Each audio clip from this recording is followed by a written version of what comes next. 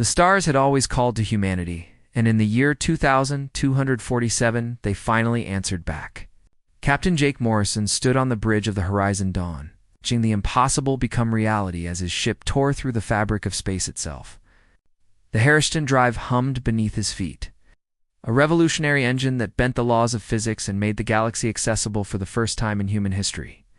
His crew of 47 men and women represented Earth's best and brightest, handpicked for this historic mission to explore beyond the solar system and seek out new worlds for colonization.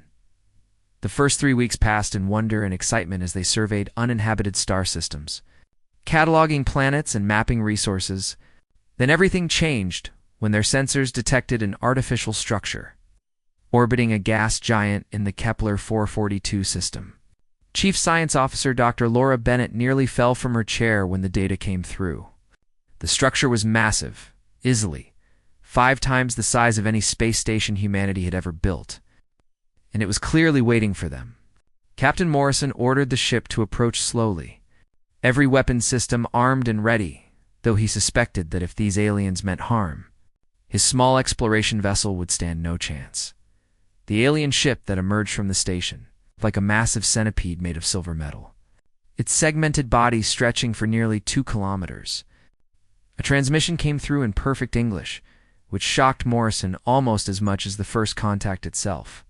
The voice identified itself as Coordinator Zeth-7 of the Velith species, and it informed Captain Morrison that Earth had been under observation for over 3 centuries. Humanity was being formally invited to join the galactic community, and the Velith would serve as their guides and intermediaries. Morrison felt his heart racing as he accepted the invitation, knowing that this moment would reshape human history forever. Within days, the Horizon Dawn was escorted to a world called Kethra Prime, a planet that served as one of the regional administrative centers for something called the Galaxy Council. As they approached, Morrison and his crew stared in awe at the orbital structures surrounding the planet. Hundreds of ships from dozens of different species moved in carefully controlled patterns. In massive stations the size of cities floated in perfect formation. Dr. Bennett whispered that some of the technology she was seeing should be theoretically impossible. And Commander Ryan Pierce, the ship's combat specialist, noted grimly that any one of those stations could probably destroy Earth's entire defense fleet without breaking a sweat. The council chamber itself was an architectural marvel, a vast amphitheater that could hold thousands of beings from hundreds of different species. Morrison and a delegation of 5 officers were brought before a regional session, where they encountered aliens of every conceivable form. Some floated in tanks of liquid, others stood on multiple legs, or no legs at all, and a few existed as pure energy contained in crystalline matrices. At the center of it all floated High Curator VAs, a being that resembled a massive jellyfish with bioluminescent patterns pulsing across its translucent body. When it spoke, its voice resonated directly in Morrison's mind, bypassing the need for sound entirely. "Hi, Curator Vess. Welcomed humanity to the galactic community," with words that seemed friendly at first, but quickly turned cold and formal. The council had observed human development with interest and some concern, Vess explained, noting humanity's violent history and rapid technological advancement. The galaxy operated on principles of order and hierarchy established over 2 million years of council governance. Every species had its place, determined by age, wisdom, and technological sophistication. Humanity, as a newly spacefaring species, would be designated as Class 7 emerging civilization, which placed them near the very bottom of the galactic hierarchy. Morrison felt his stomach tighten as Vess continued, outlining the terms of Earth's integration into galactic society. The restrictions were devastating.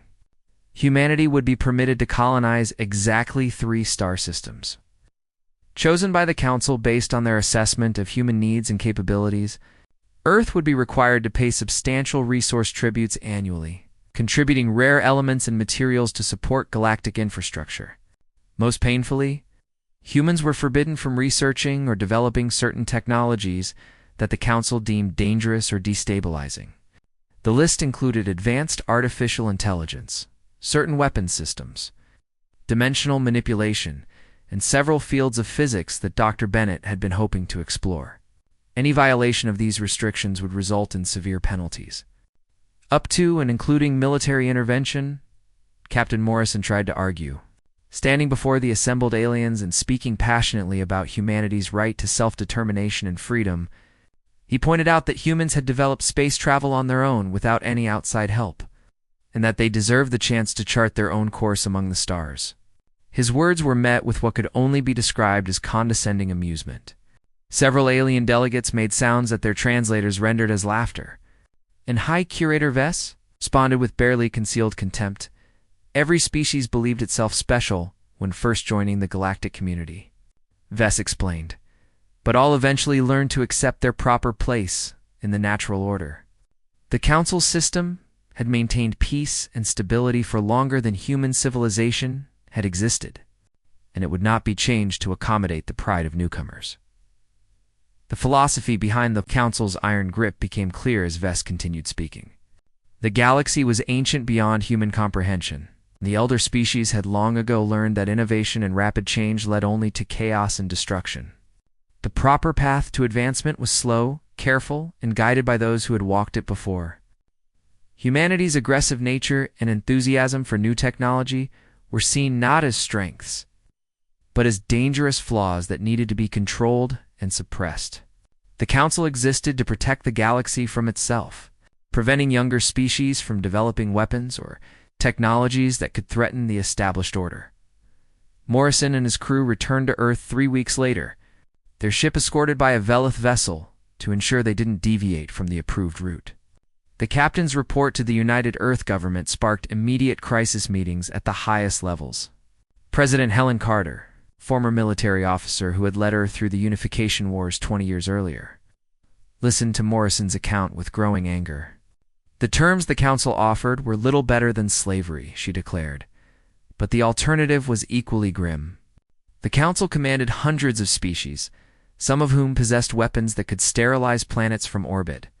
Earth's defense fleet, built to protect against human enemies, would be utterly helpless against even a small Council force.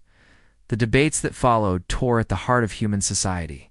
Some argued for immediate rejection of the Council's terms, declaring that humanity should fight for its freedom no matter the cost. Others pointed out the mathematical reality. Earth had barely 50 warships, while the Council could field tens of thousands. Resistance would mean extinction, plain and simple.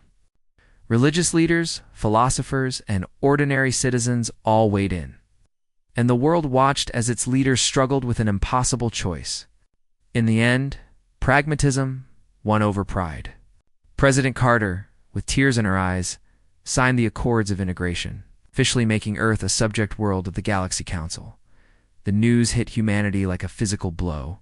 People took to the streets in protest, and several riots broke out in major cities before military forces restored order. In orbit above Earth, Admiral Vincent Hayes watched the chaos below and felt something cold and hard settling in his chest. Hayes had spent his entire career defending humanity from external threats.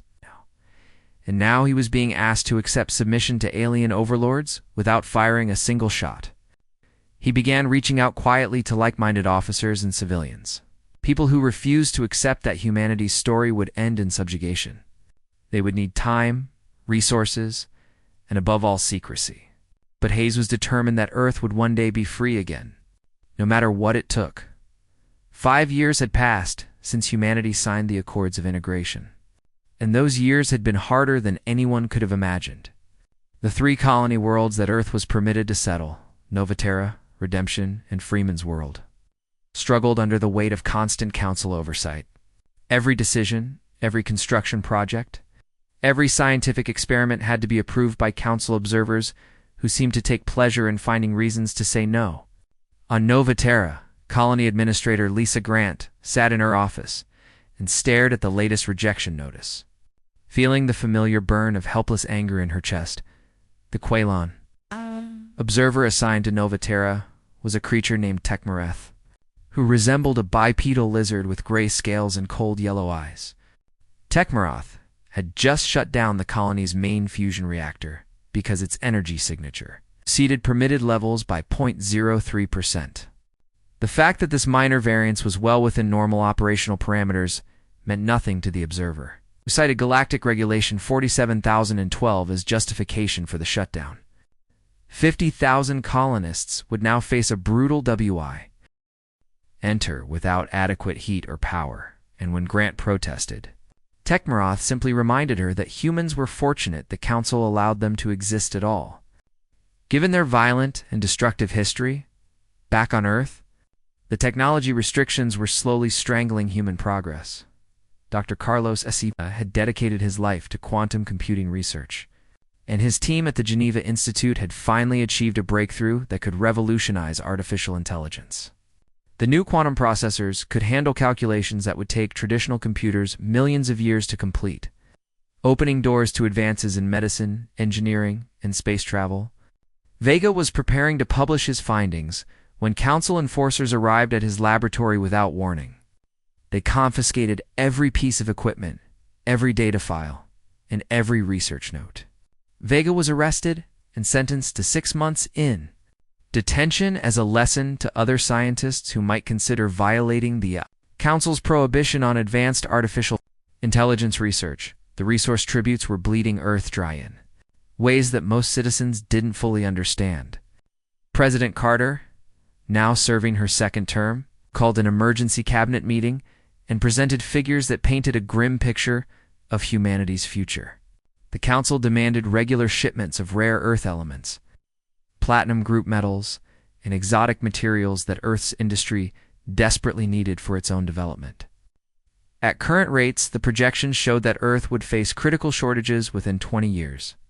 The tributes were supposedly fair contributions to maintain galactic infrastructure. But it seemed clear to Carter and her advisors that the real purpose was to keep humanity poor, dependent. And unable to challenge Council authority, Admiral Vincent Hayes had not been idle during these 5 difficult years. Working in absolute secrecy, he had assembled a network of loyal military officers, scientists and engineers who refused to accept permanent subjugation. They called themselves the Independence Coalition, though that name was never spoken where Council surveillance might hear it. Hayes used his authority as fleet commander to establish what appeared to be routine military exercises in remote parts of the solar system. But these exercises served as cover for something far more important. Hidden research stations were being built in unmonitored asteroid fields and on rogue planets. Drifting in the darkness between stars, Dr. Nina Foster was one of the brilliant scientists working at these secret facilities. She had left her comfortable position at the Luna University to join Hayes's underground effort. Driven by the same anger and determination that motivated them all, Foster's specialty was exotic physics, and she was exploring concepts that the Council had explicitly forbidden. Her colleague Kevin Walsh, a former military engineer, worked alongside her to turn theoretical breakthroughs into practical weapons and defenses. They knew that if the Council discovered what they were doing, Earth would face immediate and overwhelming retaliation. But they also knew that without forbidden technology, humanity would never be strong enough to resist. The breaking point came on a Tuesday morning when a human freighter captain named Danny Brooks refused to pay what he considered an arbitrary and excessive docking fee at a Council-controlled station. Brooks was a stubborn man who had spent 30 years in space, and he wasn't about to be cheated by some corrupt alien bureaucrat. The Velith customs official, offended by what it perceived as insolence from a member of an inferior species, made a decision that would change everything. Without warning or further negotiation, the official activated the station's defense weapons and destroyed Brooks's ship. Brooks and his crew of 17 people died instantly, vaporized in a flash of superheated plasma. The Council's ruling on the incident arrived 3 days later. After reviewing the evidence and consulting relevant regulations, the administrative court declared that the Velith official had acted appropriately under galactic law. Brooks's refusal to pay the required fee constituted a violation of station protocols, and the use of deadly force was within the official's authority. The court noted that humans needed to learn proper respect for Council regulations and that this incident should serve as an educational example. No punishment would be imposed on the Veloth official, and no compensation would be paid to the families of the dead. Crew members, The reaction on Earth and the colony worlds was explosive. Millions of people poured into the streets in spontaneous protests, demanding that their government take action against the Council. President Carter found herself facing the worst civil unrest of her political career. With crowds outside government buildings chanting for war and vengeance, she understood their anger because she felt it herself. But she also understood the terrible mathematics of power. Earth's small fleet couldn't stand against even a minor Council force.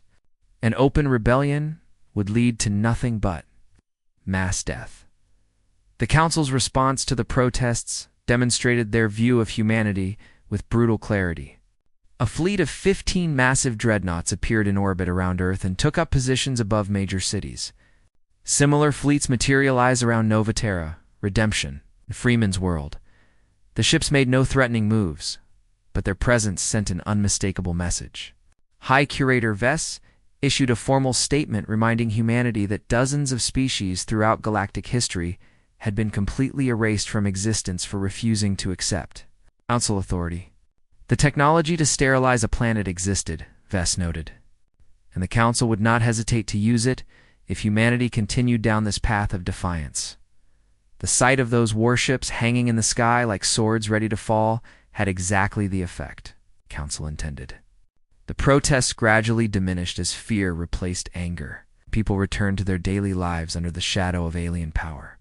But something had changed in the human spirit during those weeks of rage and helplessness. An entire generation of young people who had grown up under Council rule now understood that their masters were not just restricting humanity's freedom, but were willing to murder humans, casually and without consequence. Among these radicalized youth was Lieutenant Amy Carter, the president's own daughter, who had joined the military with the secret goal of one day fighting to free her species from bondage.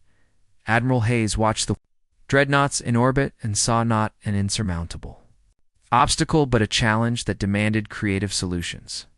He increased funding to the secret research stations and accelerated the development of experimental weapons. Hayes had spent years studying the Council's history and military doctrine, and he had noticed something that gave him hope. The elder species that dominated the Council had barely advanced technologically in thousands of years. They maintained and refined the technologies they had inherited from their ancestors, but they showed little capacity for genuine innovation. The Council's greatest strength was its vast numbers and ancient knowledge, but this was also a weakness. They thought in rigid patterns, following established military doctrines that hadn't changed in millennia. Humanity's greatest advantage was the very trait that the Council found most disturbing: the human capacity for rapid adaptation and creative problem-solving. Humans had gone from primitive aircraft to interstellar spacecraft in less than 3 centuries, a pace of development that horrified the cautious elder species. If Earth could develop weapons and strategies that the Council had never encountered before, if they could fight in ways that violated every assumption about proper warfare, they might have a chance. It would require taking risks that no sane species would accept. But Hayes had come to understand that humanity's supposed recklessness might be the key to their survival. President Carter met with Admiral Hayes in a secure facility deep beneath the Alps, where Council surveillance couldn't penetrate. Hayes presented his analysis and his plans, showing her the progress that Dr. Foster, Kevin Walsh, and dozens of other scientists had made in the hidden laboratories. The weapons they were developing violated numerous Council prohibitions and incorporated theories that conventional physics said should be impossible. Carter looked at the data and saw both hope and horror. If they succeeded, Earth might win its freedom, but if they failed, the retaliation would be beyond imagination. The decision that Carter faced was the hardest of her life.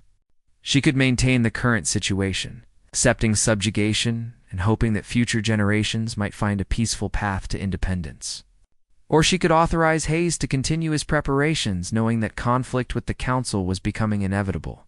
She thought about Danny Brooks and his crew, murdered for the crime of arguing about a docking fee. She thought about Dr. Vega, imprisoned for trying to advance human knowledge. She thought about her daughter Amy, and all the young people who would inherit a future of permanent servitude if nothing changed. President Carter made her choice and gave Admiral Hayes the authorization he needed The Independence Coalition would continue its work, and humanity would prepare for a war that everyone said they couldn't win. The Council believed that humanity had been properly cowed by the show of force. No, but they didn't understand what they had actually accomplished. They had shown humans exactly what they were.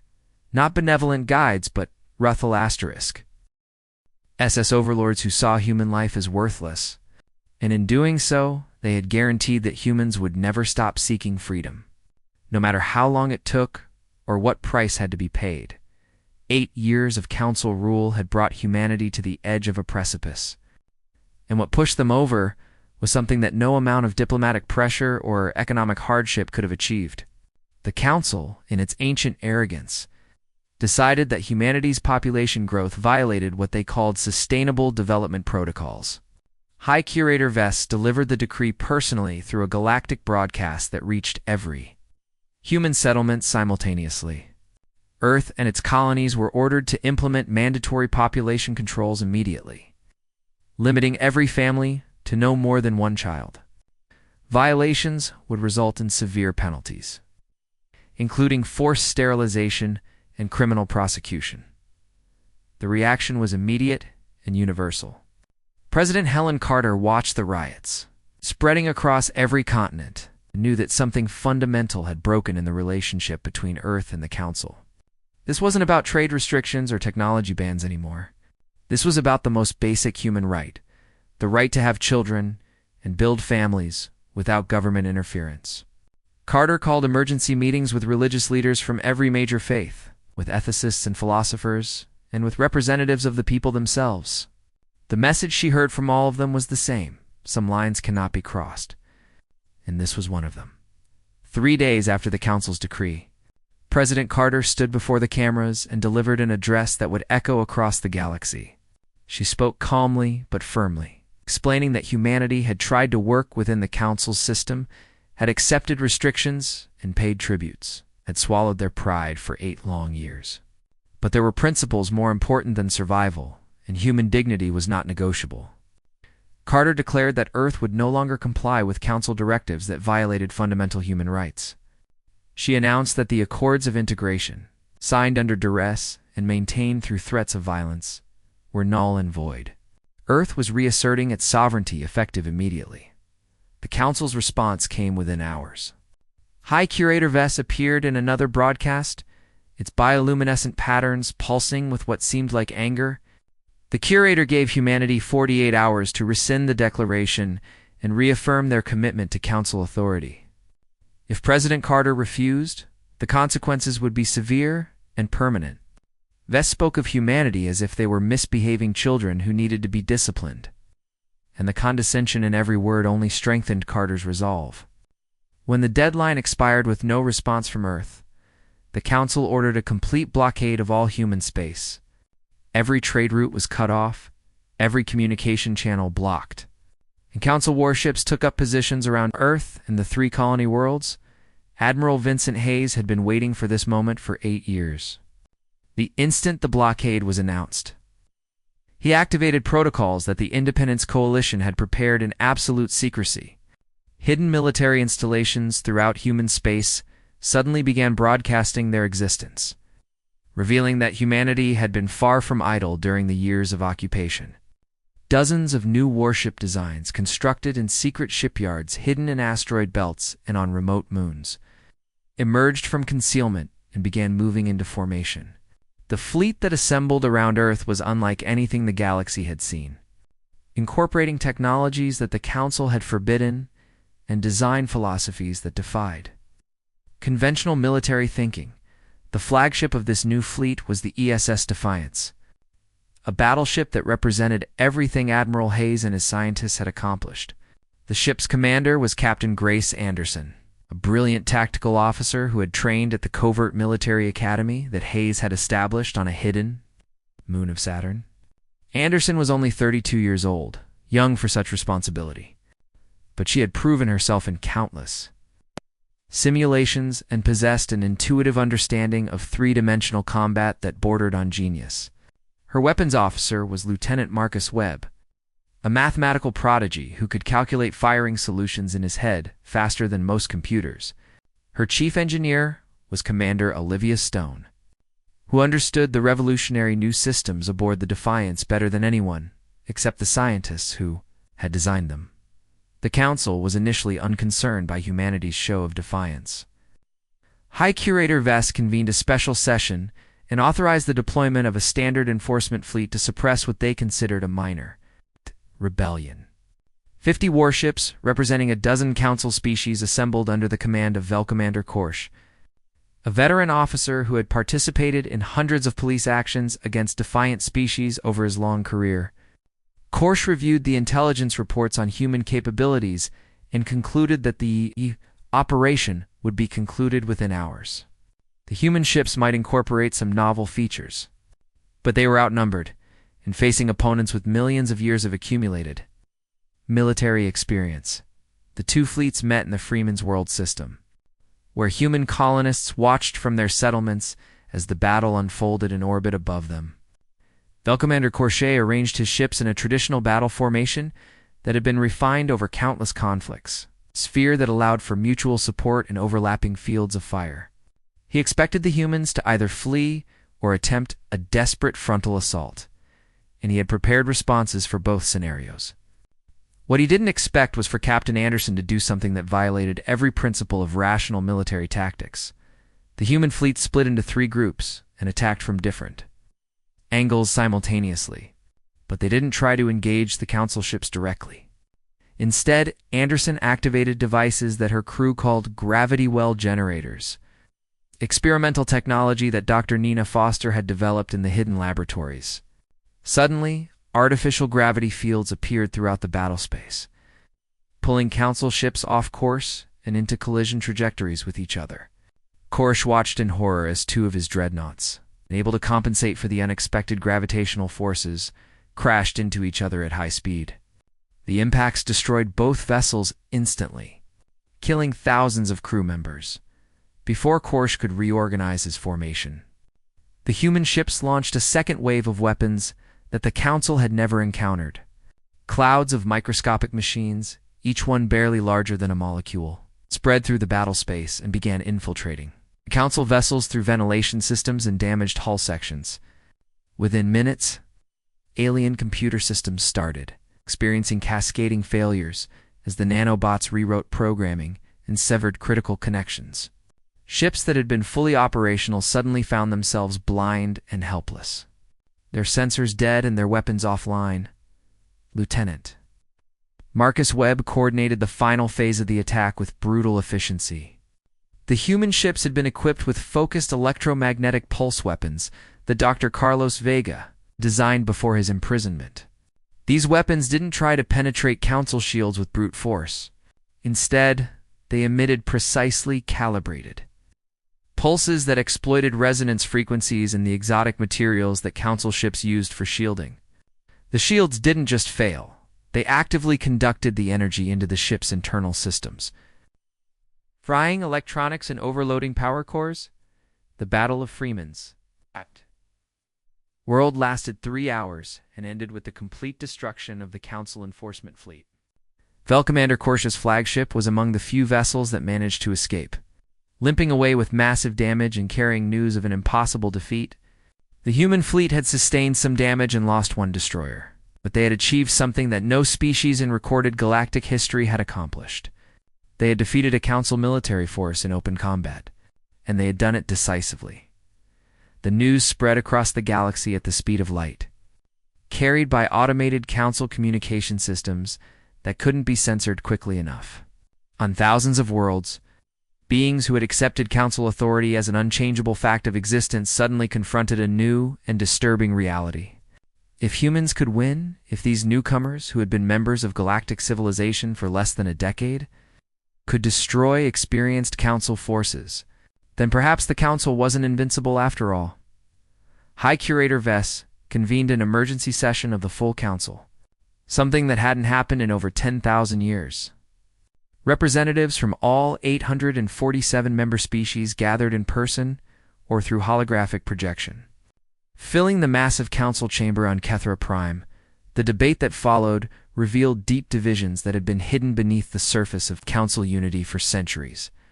Some species demanded immediate and overwhelming retaliation, arguing that humanity must be crushed completely to prevent other species from following their example. Others counseled caution, pointing out that the humans had clearly been preparing for this conflict for years and might have additional surprises waiting in the end. Pride and fear won over prudence. The council voted to assemble an armada unlike anything deployed in living memory. 500 warships from the 40 most powerful council species would be gathered and sent to the Sol system under the command of Grand Marshal Keth-9 of the Korth Dominion. The Korth were one of the eldest species in the galaxy, and their military traditions stretched back millions of years. Keth-9 was considered one of the finest strategic minds in council space, and he was given absolute authority to do whatever was necessary to neutralize the human threat. The message to humanity would be clear and final. Defiance leads only to destruction on Earth. The celebrations following the victory at Freeman's World were tempered by the knowledge of what was coming. President Carter addressed the world once again, acknowledging that humanity now faced a challenge that would determine their survival as a species. Admiral Hayes analyzed the intelligence reports about the gathering armada and knew that conventional warfare could not prevail against such overwhelming numbers. 500 council warships represented more firepower than humanity could possibly counter through traditional means. Even with all the technological advantages they had developed in secret, Dr. Nina Foster and her team worked around the clock on what they called Project Prometheus, a desperate plan that would require pushing experimental technology far beyond its tested limits. Kevin Walsh coordinated with military commanders across all of human space, preparing contingencies within contingencies. Captain Grace Anderson drilled her fleet relentlessly, knowing that they would need to perform perfectly when the Council Armada arrived. Every human settlement from Earth to the furthest colony was mobilized, with civilians and military personnel alike understanding that they were facing an existential threat. The Council's grand Armada began its journey toward human space, and every day brought the inevitable confrontation closer. Humanity had won the first battle, but the real war was just beginning, and the outcome would determine whether humans would live free or cease to exist at all. The Council's grand Armada arrived at the edge of the Sol system after 2 weeks of travel, and Grand Marshal Keth-9 surveyed the human defenses from the bridge of his massive dreadnought, Eternal Authority. The Korth commander had expected to find humanity's fleet arranged in desperate defensive formations around Earth, protecting their homeworld with everything they had. Instead, the human warships had withdrawn entirely, with most vessels positioned near Mars and scattered throughout the asteroid belt. Keth-9 found this puzzling but not particularly concerning. Perhaps the humans hoped to draw the Council fleet deeper into the system, where they could use the terrain to their advantage.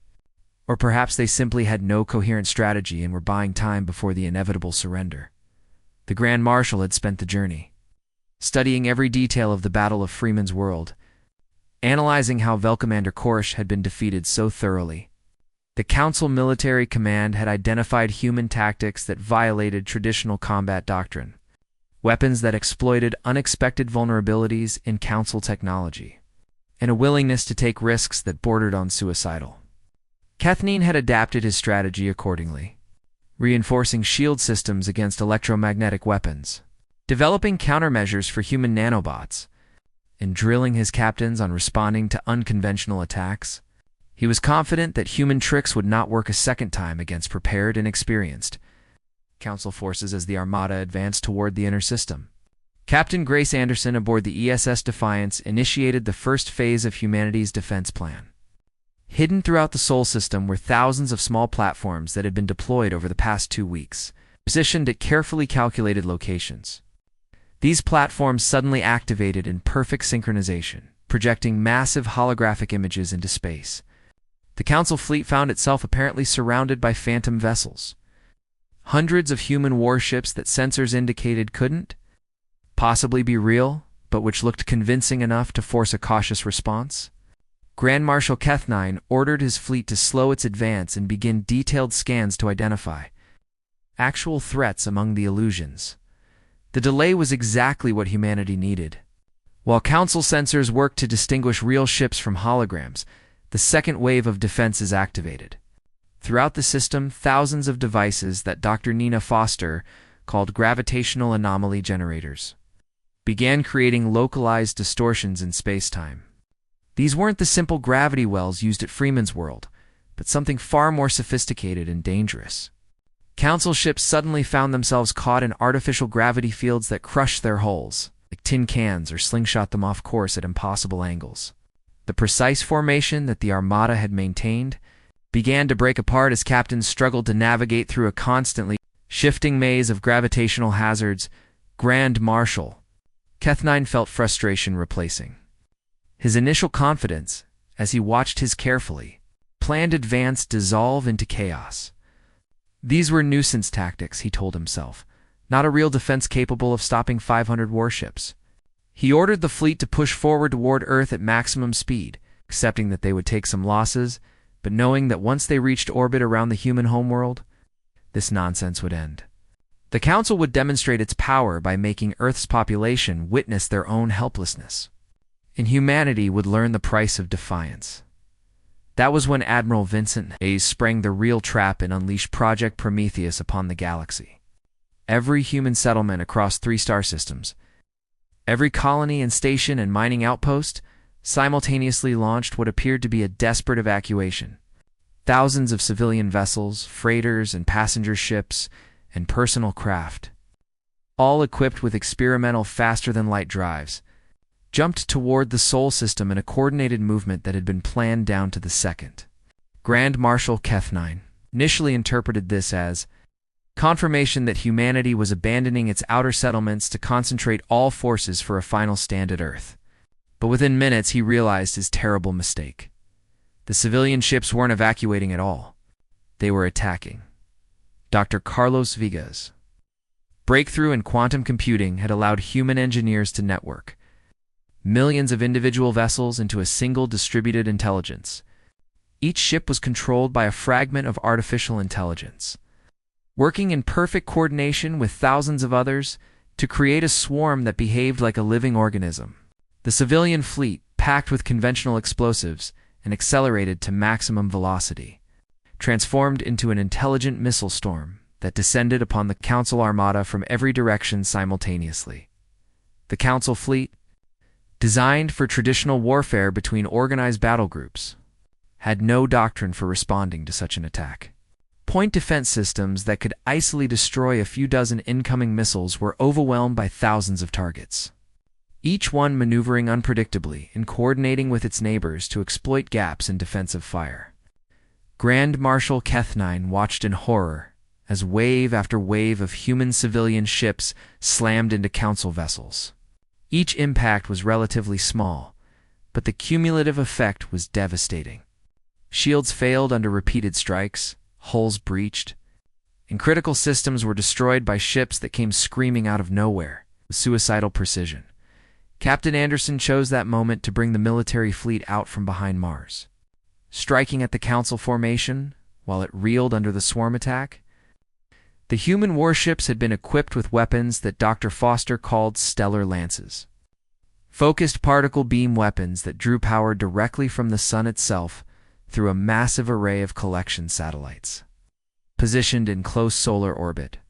Each lance blast carried the energy of a small nuclear weapon, concentrated into a beam narrow enough to punch through Council shields as if they didn't exist. The Defiance led the charge, with Lieutenant Marcus Webb coordinating firing solutions that exploited every gap in enemy defenses created by the swarm attacks. The Battle of Sol became a massacre that would be studied by military historians for generations. Within 5 hours of engagement, over 200 Council ships had been destroyed or crippled beyond repair. The vaunted Grand Armada, assembled from the finest vessels of 40 species and commanded by one of the Council's most respected officers, was being systematically torn apart by an enemy that fought with terrifying efficiency and no regard for conventional limitations. Grand Marshal Kethnine, his own flagship heavily damaged and listing as its artificial gravity failed, made the hardest decision of his long military career and ordered the retreat.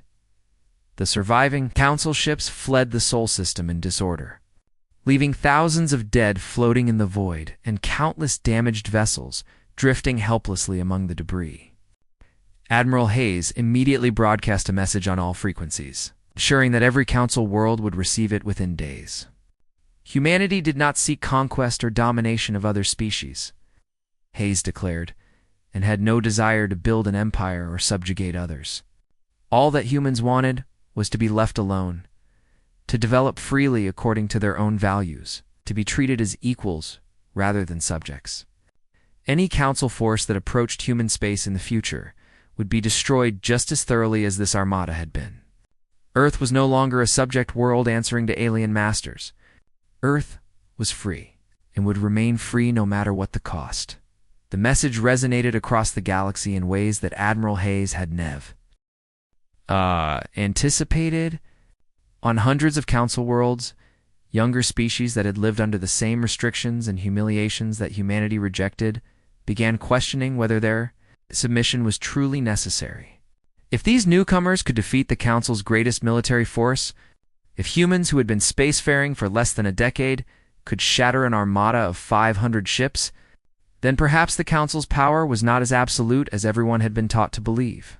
Protests erupted on dozens of worlds, with younger species demanding the same freedoms that humanity had claimed for itself.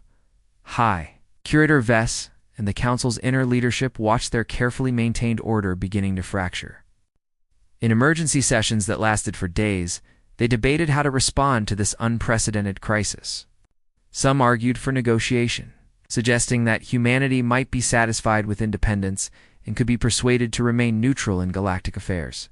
Others insisted that any compromise would be interpreted as weakness and would encourage more rebellions. The hardliners won the argument, pointing out that if the Council backed down now, their entire system of governance would collapse within a generation. The vote was nearly unanimous when it finally came. Humanity was declared an existential threat to galactic civilization, and the Council authorized total war with no restrictions on methods or weapons. They would mobilize forces from all 847 member species, assembling a fleet of 5,000 warships that would dwarf anything previously seen in the galaxy. This time there would be no police action or limited engagement. The Council fleet would sterilize Earth and every human colony, eliminating humanity completely as a warning to any other species that might consider following their example. Better to destroy one troublesome species now than allow their ideas to spread and bring down the order that had maintained galactic peace for millions of years. President Helen Carter received intelligence about the Council's plans from sympathetic aliens who secretly admired what humanity had accomplished. The numbers were beyond terrifying. Even with Project Prometheus and all their technological advantages, humanity could not possibly defeat 5,000 warships representing hundreds of different species and technologies. The human fleet numbered less than 300 vessels. And while they had won 2 stunning victories, everyone knew that overwhelming numerical superiority would eventually prevail. Earth's freedom, so dearly bought, might be measured in months rather than years. Admiral Hayes convened an emergency meeting with his senior commanders and top scientists. Captain Anderson was there, still wearing her combat uniform and showing the exhaustion of the recent battle. Dr. Foster and Kevin Walsh presented projections that confirmed what everyone feared, that in a prolonged war of attrition, humanity would lose. The room fell silent as people contemplated the bleak future ahead. Then Commander Amy Carter, President Carter's daughter, who had distinguished herself during the Battle of Seoul, spoke up with an idea that was either brilliant or insane. What if humanity didn't wait for the Council to bring the war to Earth? What if instead of defending, humans attacked the Council's center of power directly and forced them to choose between accepting human independence or watching their own core worlds burn? The strategy violated every principle of defensive warfare, but it offered something that passive defense could not: the possibility of victory through audacity rather than attrition. Admiral Hayes looked around the room at the faces of humanity's defenders and saw determination replacing despair. Earth would not wait to be destroyed. Earth would strike first and make the Council regret that they had ever tried to enslave humanity. While the Council mobilized its massive fleet of 5,000 warships, Admiral Vincent Hayes launched Operation Vindication with a boldness that would have seemed suicidal to any conventional military strategist. The human plan was unprecedented in galactic history because instead of defending their homeworld and colonies, they would attack Council core worlds simultaneously and demonstrate that if the Council insisted on total war, no species in the galaxy would be safe from retaliation. Hayes divided his forces into two strike groups, each with a mission that could reshape the balance of power forever. Commander Amy Carter led the first strike force of 30 stealth ships toward Kethra Prime, the Council's administrative capital, where billions of aliens lived and worked in the vast bureaucracy that governed galactic civilization. Her fleet included the ESS Revolution, commanded by Captain Peter Logan. They carried a prototype weapon that Dr. Nina Foster and her team had developed in absolute secrecy.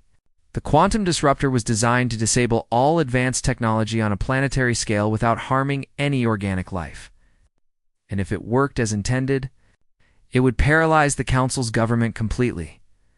The stealth ships used revolutionary cloaking technology that bent quantum signatures rather than just visible light, making them invisible to every sensor system the Council possessed.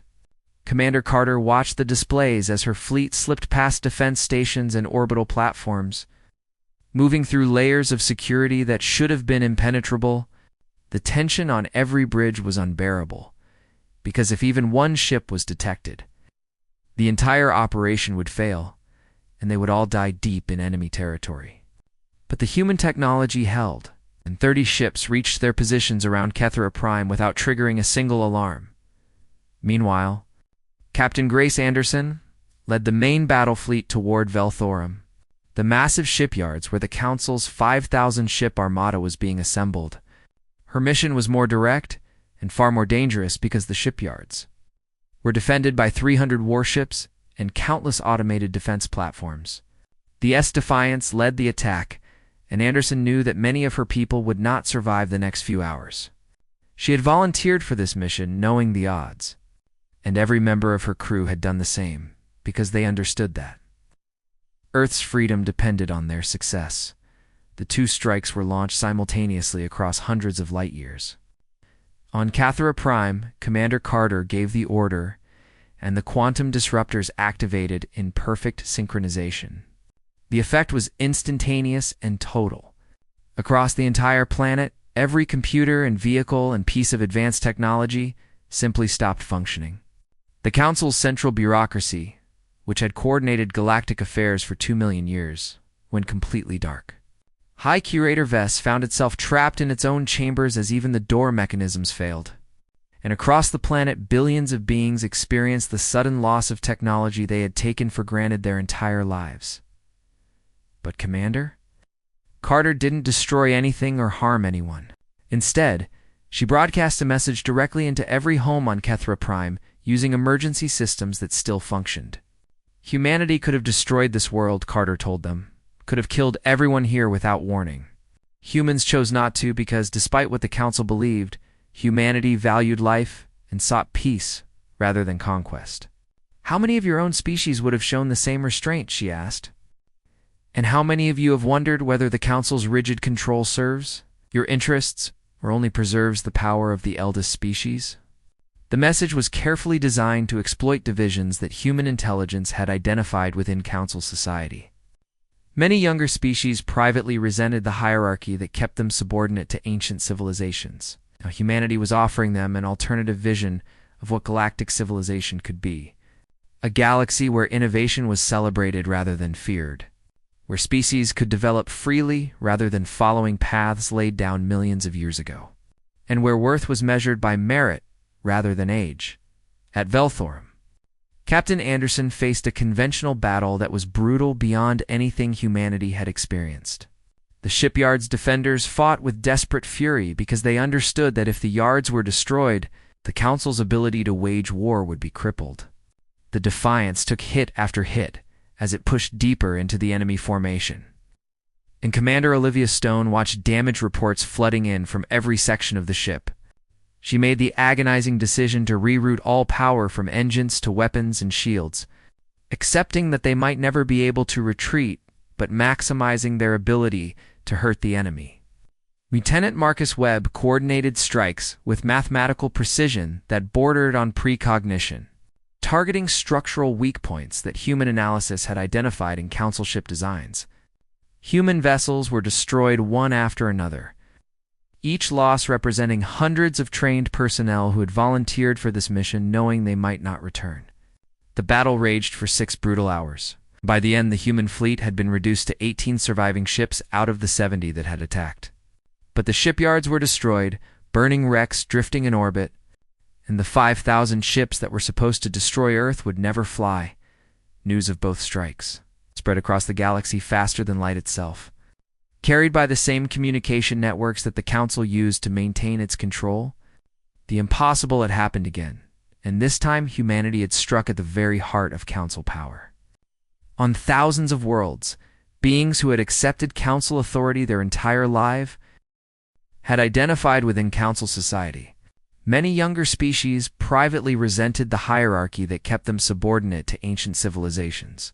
Humanity was offering them an alternative vision of what galactic civilization could be. A galaxy where innovation was celebrated rather than feared, where species could develop freely rather than following paths laid down millions of years ago, and where worth was measured by merit rather than age. At Velthorum, Captain Anderson faced a conventional battle that was brutal beyond anything humanity had experienced.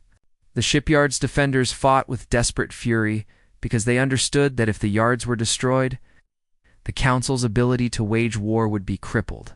The Defiance took hit after hit as it pushed deeper into the enemy formation, and Commander Olivia Stone watched damage reports flooding in from every section of the ship.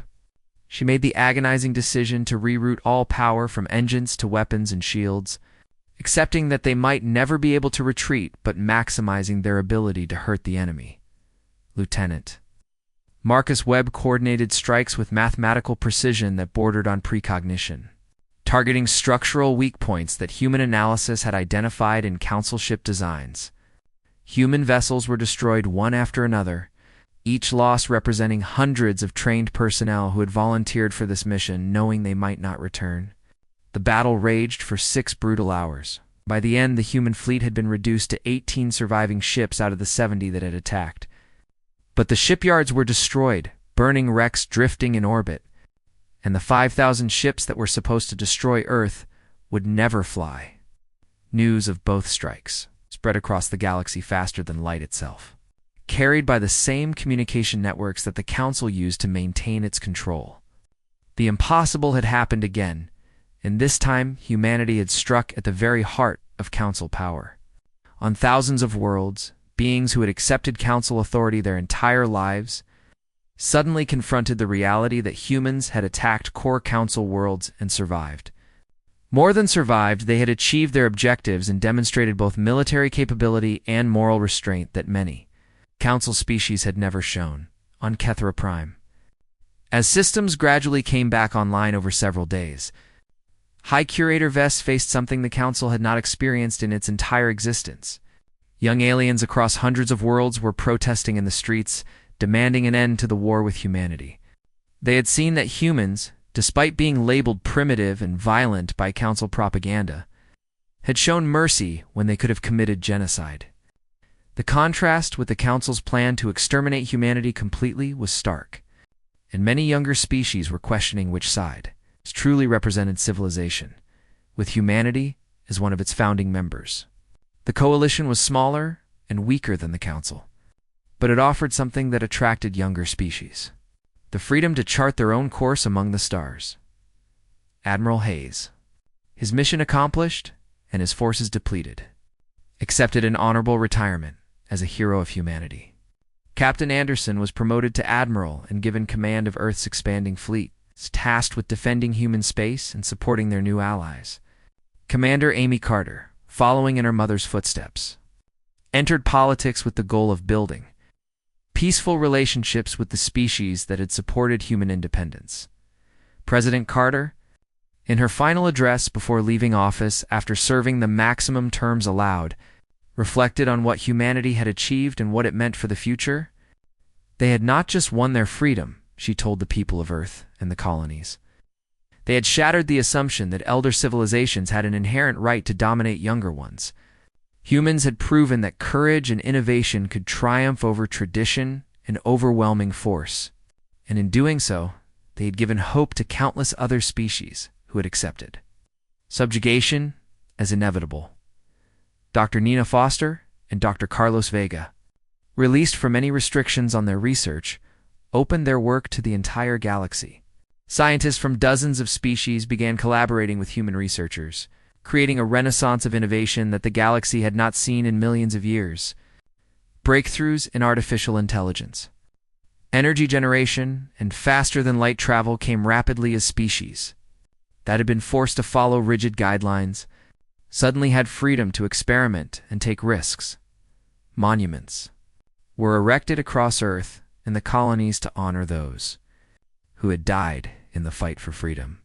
Danny Brooks, the freighter captain whose murder had catalyzed the final crisis, was remembered alongside the thousands who gave their lives in the battles of Freeman's World, Sol, and Velthorum. Their sacrifice had purchased something precious beyond measure: the right for humanity to determine its own destiny without asking permission from anyone. President Carter met privately with Ambassador Zeth 7 in the final days of her presidency, and the Velith diplomat expressed gratitude for what humanity had accomplished. Even Zeth 7's own people had forgotten what it meant to think freely and question authority, the ambassador admitted, and humans had reminded them that freedom was worth any price.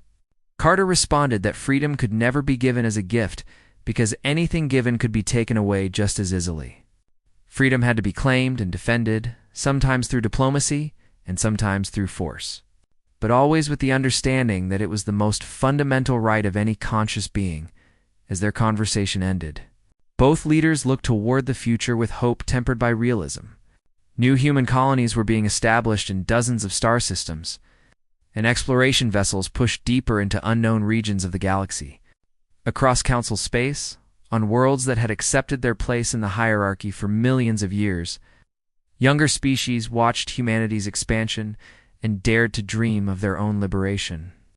The galaxy would never return to the static order that had existed before Earth's fury shook the stars. And while uncertainty replaced the old stability, it also brought possibility. The story of how humanity won its freedom became legend, told and retold across 1,000 worlds and 1,000 different languages.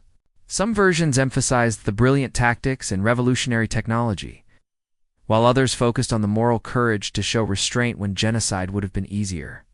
But all versions agreed on the essential truth that a young species, barely a century into its journey among the stars, had refused to accept subjugation and had changed the galaxy forever through determination and sacrifice that would echo through the ages.